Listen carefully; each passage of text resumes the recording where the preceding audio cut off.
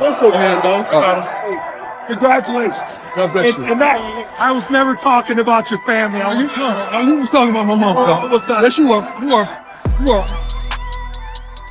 And so here we go again. Welcome back to the Dark Times channel. And before I go ahead and get started, make sure you guys go ahead and smash that like button for me. And if you're not new to the channel and you enjoy the content so far on this channel, make sure you go ahead and hit that subscribe button for me as well. And so let's go ahead and get into it. As you all know, Deion Sanders and the coach at Colorado State had a little bit of a brush up last season, in which the coach at Colorado State took his chance and took his opportunity to throw a shot at Deion. They really are tired of it. And I sat on ESPN today, and I don't care if they hear it in Boulder. I told them I took my hat off and I took my glasses off, and I said, when I talk to grown-ups, I take my hat and my glasses off. That's what my mother taught me. So, you know, they're not going to like us no matter what we say or do. It doesn't matter, okay? So let's go up there and play. And so that's just how I feel about it. And Deion Sanders, the kind of person and the kind of man that he is, he took it personal. He used that as an opportunity to use that for fuel and to use that for energy, not just for himself, but for his entire team. Ain't no way we let this dude win. You know, his press conference is going to be unbearable if we let this dude win. 22, they ruled it a sack. Picked off!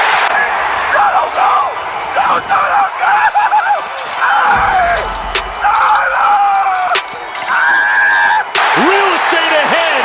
Shedeur Sanders showing him his shoe bottoms. Stunting like his daddy. Touchdown.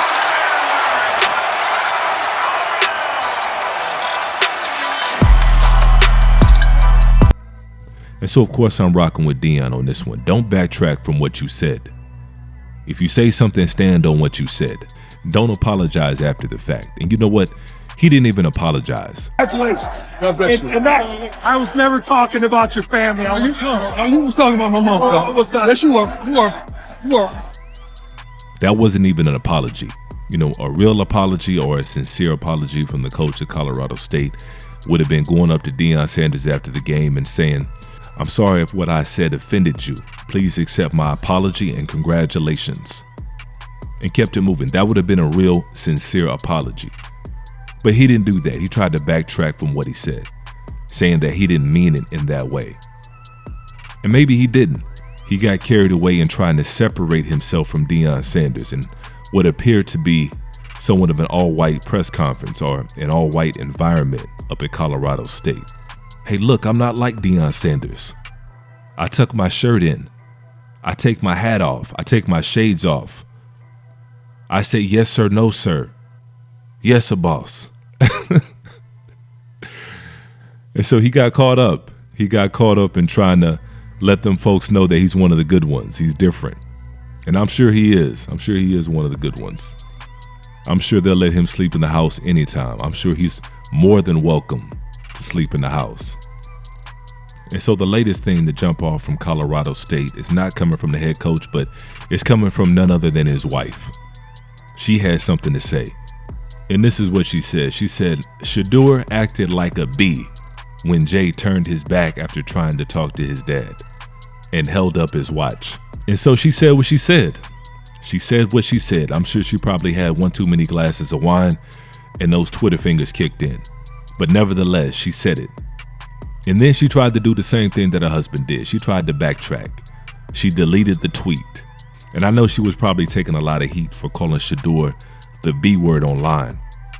I'm pretty sure a lot of people were getting at her. Because God forbid if Shedeur Sanders or Deion himself said the same thing about her, oh, it would be a wrap. That would be a wrap. And then on top of that, it's just not a good look. I don't think there's a whole lot of recruits that are going to see that and not think that that doesn't translate to the head coach somehow. Especially coming from the coach's wife, because people are going to assume that it's coming from Coach Norvell himself. Any head coach's wife or immediate family member automatically, by default, gets treated as somewhat of an ambassador of not only the school, but an ambassador of the head coach. That's just how it works. So coaches' wives and family are often pretty careful on what they say online or even what they say to the public. because they know at the end of the day it's going to reflect on the coach. And so she had to backpedal and backtrack. And who knows how many recruits that may have cost the school. You got to be careful what you say online. Everybody reads everything, especially when you're in that position, when you're in her position. But this is setting up nicely. This is going to set up nicely, especially when Colorado and Colorado State face off September 14th. And now that Colorado's loading up on that D-line and on the O-line, it might get ugly. Especially, you got a lot of people on that team that aren't going to forget about Travis Hunter. Oh, yeah. I know they said all the right things in public.